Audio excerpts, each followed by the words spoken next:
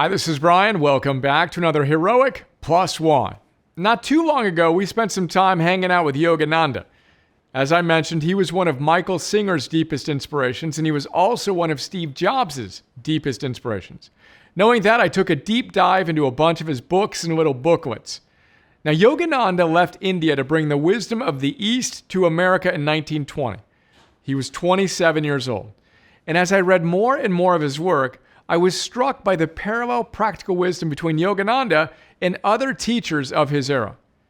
To put it in perspective, Orison Swett Marden created Success magazine in 1891 and wrote a bunch of great books we have a bunch of notes on. James Allen published As a Man Thinketh in 1903. Ernest Holmes created Science of Mind magazine and Churches in 1927. Dale Carnegie wrote How to Win Friends and Influence People in 1936, while Napoleon Hill wrote Think and Grow Rich in 1937. All of those are linked in this plus one.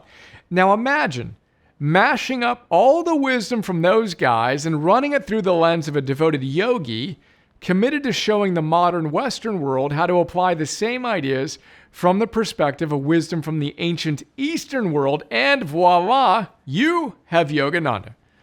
Now, today we're going to talk about how Yogananda thinks we should deal with failure. Here's the short story. He tells us, all caps, failures should arouse determination. Here's the longer version from The Law of Success. Yogananda tells us, I quote, even failures should act as stimulants to your willpower and your material and spiritual growth. When you have failed in any project, it is helpful to analyze every factor in the situation in order to eliminate all chances in the future that you might repeat the errors. He continues by saying, the season of failure is the best time for sowing the seeds of success. The bludgeon of circumstances may bruise you, but keep your head erect. Always try once more, no matter how many times you have failed.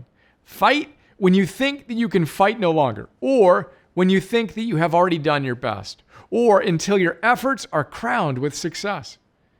He concludes by saying, new efforts after failure bring true growth, but they must be well planned and charged with increasing intensity of attention and with dynamic willpower.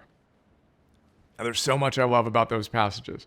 As I typed it out, I thought of some of my favorite wisdom from my all-time favorite business book, Jim Collins's Beyond Entrepreneurship.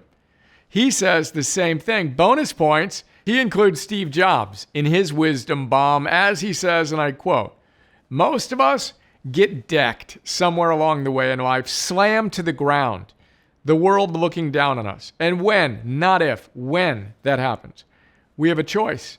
Do we get back up? And when it happens again, do we get back up again and again and again and again and again? When I'm being clobbered by events, he says, pounded by setbacks, or just flat out exhausted from dealing with my own mistakes, I think of Steve Jobs and Winston Churchill, not persisting in a grim manner full of endless suffering, but joyfully and gratefully persisting, fueled by passionately pursuing purposeful work. Collins tells us life is way too long to give up early, and way too short to be derailed from what we're passionate about and made to do. You fail lately? Perfect, me too. I remind you, that's part of the heroic process. As Phil Stutz tells me nearly every time we chat, we will never be exonerated from pain, uncertainty, and hard work. Our story that we shouldn't be experiencing whatever challenges we are experiencing is arguably, I repeat, the greatest obstacle to our success and to our eudaimonic joy. The questions when we fail are simple. What did you learn? What mistake do you need to quit making?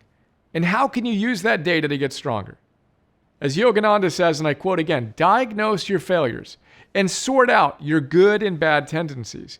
Analyze what you are, what you wish to become, and what shortcomings are impeding you.